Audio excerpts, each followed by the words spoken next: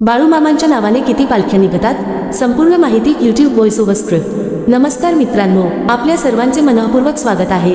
आज आपण संत बाळूमामांच्या भक्तांसाठी अत्यंत महत्त्वाचा विषय जाणून घेणार आहोत। अनेक भक्तांच्या मनात एक प्रश्न नेहमी पडतो, बाळूमामांच्या नावाने एकूण किती पालख्या निघतात?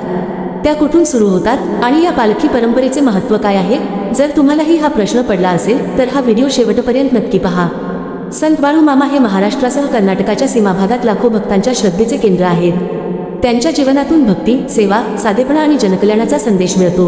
आजही त्यांच्या नावाने अनेक गावांमध्ये पालखी सोहळे, दिंड्या आणि यात्रा मोठ्या भक्तिभावाने आयोजित केल्या जातात। सर्वात आधी एक महत्त्वाची गोष्ट समजून घेऊया। बाळूमामांच्या पालख्यांची अधिकृत निश्चित संख्या उपलब्ध नाही। अनेक लोक सोशल मीडियावर ठराविक आकडे सांगतात, परंतु अशा आकड्यांना अधिकृत आधार उपलब्ध नाही। कारण प्रत्येक वर्षी नवीन भक्तमंडळे पालखी सुरू करतात। काही स्थानिक पालख्या स्वतंत्रपणे आयोजित केल्या जातात, तर काही पालख्या विशिष्ट गावांच्या परंपरेनुसार निघतात। यामुळे दरवर्षी पालख्यांची संख्या बदलू शकते। म्हणून बाळूमामांच्या एकूण इतक्याच पालख्या आहेत असे निश्चितपणे सांगणे योग्य ठरत नाही। महाराष्ट्रातील सोलापूर, सांगली, कोल्हापूर, सातारा, पुणे, अहमदनगर, धाराशिव, बीड, लातूर तसेच कर्नाटक सीमाभागातील अनेक गावांमधून बाळूमामांच्या नावाने पालख्या निघतात। या प्रत्येक पालखीमागे त्या गावातील भक्तांची श्रद्धा, सेवा आणि परंपरा जोडलेली असते।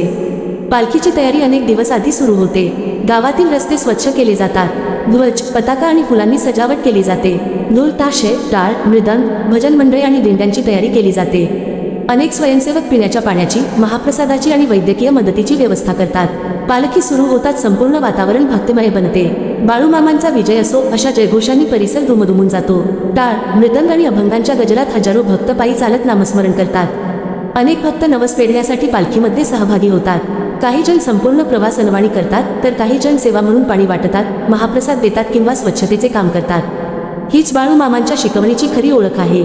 या पालखीमध्ये महिला, पुरुष, वृद्ध, युवक आणि लहान मुलेही मोठ्या संख्येने सहभागी होतात। महिलांची भजन मंडळे, युवकांचे स्वयंसेवक पथक आणि गावागावातील भक्तमंडळे या सोहळ्याला अधिक भव्य बनवतात। पालखी ही केवळ धार्मिक यात्रा नाही, ती समाजाला एकत्र आणणारी परंपरा आहे। या माध्यमातून अन्नदान, रक्तदान, वृक्षारोपण, स्वच्छता अभियान आणि विविध सामाजिक उपक्रमही राबवले जातात। बाळूमामांनी आपल्या आयुष्यात साधेपणा, प्रामाणिकपणा, मेहनत, दया आणि सर्व जीवांवर प्रेम करण्याचा संदेश दिला। त्यामुळे त्यांच्या पालखीमध्ये सहभागी होणे म्हणजे केवळ चालणे नव्हे, तर त्यांच्या विचारांना आपल्या जीवनात स्वीकारण्याचा प्रयत्न होय। मित्रांनो, पुन्हा एकदा सांगतो की बाळूमामांच्या पालख्यांची अधिकृत निश्चित संख्या उपलब्ध नाही। विविध गावांतील स्वतंत्र पालखी परंपरांमुळे हा आकडा बदलत राहतो। त्यामुळे सोशल मीडियावर फिरणाऱ्या कोणत्याही ठराविक आकड्यावर विश्वास ठेवण्यापूर्वी अधिकृत माहिती तपासणे आवश्यक आहे। आशा आहे की आजची ही माहिती तुम्हाला नक्कीच आवडली असेल।